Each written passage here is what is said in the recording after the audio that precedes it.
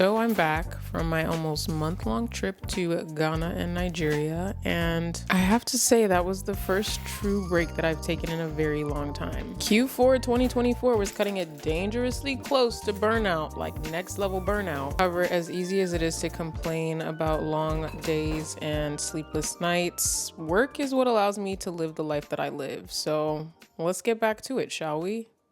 The first thing I like to do to get in the swing of things is check my emails. There typically are a number of things that I can wake up to and find in my inbox in the morning. A bunch of spam emails from wig companies based in China. A bunch of like requests to attend events. Maybe there might be some emails with offers for campaigns from my manager. And, then there might be some emails from brands that want to gift me things or send me things like that. I feel like at the end of 2024, I was spreading myself really thin just because I wanted to be everywhere and anywhere. I don't even think I wanted to be everywhere and anywhere, but I was outside a lot. And having come back from Nigeria, there is nowhere that I want to be more than my apartment and my home. So the rule for events at this particular moment in time is unless it's an immediate yes, then it's an absolute no. And one of the events that is an absolute yes for me is a Parfum de Marly dinner that's happening next week.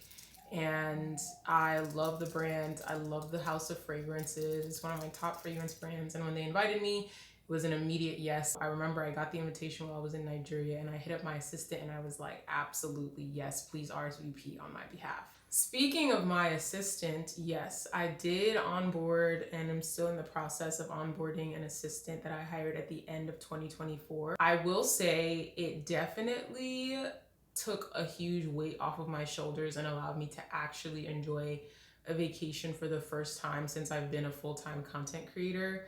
And I could say a lot more about that, but how I'll put it is when you are someone who works in an office or works on a team, when you are out of office, you can like set your out of office to say like, hey, if you need anything, contact this other person. And that person is probably someone you handed off work to for while you were away. When you are the person who is in front of the camera, behind the editing, behind the conceptualization of some of these like ideas that these brands want to see, and when there really isn't like a no-go or null or like a quiet time period for any of these brands, it means that with the exception of like maybe the week between Christmas and New Year's, there is always somebody asking you for something. And as a result, I have never felt like I've actually had a true vacation because I'm getting hit up for analytics, I'm getting hit up for concepts, I'm getting hit up for this, that, and the third. Even if I plan out my drafts, even if I, film content before I go, there's always something in the pipeline. There's never a dull moment, and there's never a moment where I'm not working on a campaign, which we do thank God for that, but it usually means that there's never a time period where there isn't work and there isn't someone else who can do the work if it is like my voice that's needed or my face that's needed or my ideas that are needed. And this past vacation, I was like, nope. Absolutely not. I work all year round, literally no days off, working Saturdays and Sundays sometimes even to come up with content, to give things to brands. So having an assistant was incredibly helpful this time around because things that I am not needed for, like sending in analytics, even sometimes picking out products, handling my email. I didn't look at my email once while I was away. Or maybe I looked at it like once or twice, but figure of speech. I didn't really look at my email. I didn't look at or submit any analytics. That was all on my assistant. So it's been very helpful to have someone, particularly during times when I just need a break, to still keep things in motion while I take some time away. Speaking of which, I have a meeting with my assistant now. Normally we meet on Mondays. We have a standing meeting on Mondays at 10 a.m. I believe, but this past Monday was MLK Day. And even though I technically was working and doing stuff, I was like, it is a national holiday and it is a very important national holiday So I should give the option of having the meeting rescheduled so as to not like send the signal that I don't really care about these things. So we rescheduled our meeting for today at 10:30. Hello. Hi, how are you? Panels are a little different. That's real, and I'm glad you bring that up, and I've also been thinking about that as well. That's pretty much it for my meetings for the day.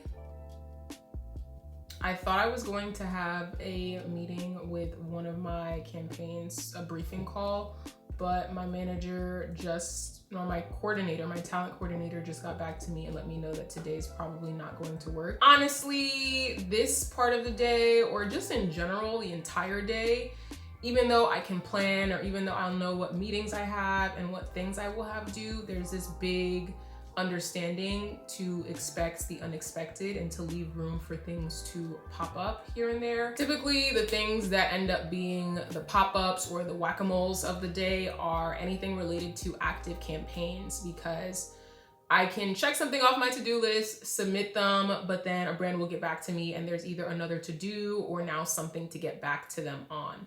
So as long as there are active campaigns in the mix, there is always going to be an element of my day that I can't really plan for, but I should know would exist in some capacity. The moral of the story is you can plan your day all you want, but still expect things to pop up that you didn't particularly plan for. So this is the part of the day where I would handle campaign work. My management team uses Trello to manage my campaigns. And I very recently started using Notion on my own so that I can manage my campaigns, because the way that Trello is structured by campaigns. So it's like, you know, say I'm working with TJ Maxx, it'll say like campaign details, and then another card will be brief, and then another card will be drafts, and then another card will be live date, and then another card will be analytics. And the same will be true for every single campaign. But organizing it that way makes it very hard for me to keep track of what things I have to do when. I've turned to Notion to structure it in a completely different way. So instead of organizing things by campaign, I'm organizing things by what stage in the pipeline things are in. So I have a tab for no status, a tab for awaiting product received, awaiting concept feedback, create content, filmed content, awaiting draft feedback, scheduled, published, analytics submitted. I haven't been using Notion this way for too long, but already I can tell it feels a little bit better to have it organized this way for me. Speaking of which, a huge part of being able to just work effectively is being in the mental space to do so. So today, hold on one moment. Maybe go to voicemail. But anyways, today is the day of the week that I devote to going to therapy, which has honestly been really helpful in thinking about creating boundaries, enforcing boundaries.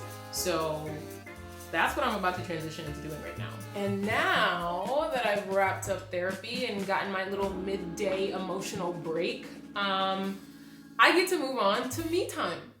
And by me time, I mean time where I get to work on my own organic content. Why would you wait until the end of the day to put you first? Even though the sponsored content pays the bills, it's the organic content that makes the brands want to partner on sponsored content. So if there's no organic content, there's no engagement, there's no following, there's no community, there's no nothing that makes investing in me in the form of sponsored content worthwhile. However, I do realize that the level of excitement that I feel around a lot of organic content, so when I say organic content, I mean the content that I would normally create, whether I was paid to or not. There's a level of excitement that I have that can carry me through an afternoon slump, versus if I save sponsored content for the end of the day when I'm usually more tired, less energized, it probably wouldn't get done. On top of that, I like to keep my team off of my back and out of my inbox. And so if I get those things submitted at the beginning of the day, I get to be left alone to do whatever I want towards the end of the day. As it pertains to sponsored content, there are a number of different avenues that I could take or things I could do. I could focus on brainstorming new content ideas. I could focus on filming content. I could focus on editing content that I've already filmed. I could focus on getting posts up on TikTok. This also could be the time, and really throughout the entire day, where I'm responding to DMs, responding to comments, engaging with my online community. This also could be the time where I am drafting posts for Substack, for my blog, editing videos for YouTube, you name it. This is the time where I get to do me. Every day might look a little different depending on what I want to prioritize. So some days the priority might be editing a YouTube video, and my me time block every single day might be that until it gets up. But other than that, I think for today, there are a number of different things that I have on the agenda. For one, I filmed a video a couple of days ago where I made a Chipotle burrito bowl at home, and I have yet to edit that, so I could edit that on Final Cut Pro. I also yesterday asked my audience on Instagram for just what they want to see from me on YouTube or on Instagram in terms of beauty content, and I do want to take some time to just compile all of those answers and put that in Notion so that I kind of have like a content idea bank that is specifically what people have asked me for. I think those are the two priorities that I have for today. I also want to just make sure I get a post up on TikTok, and that post could be just like kind of some of the morning stories that I've been posting on Instagram but posted on TikTok. Those are the things that I think I'm going to focus on this afternoon.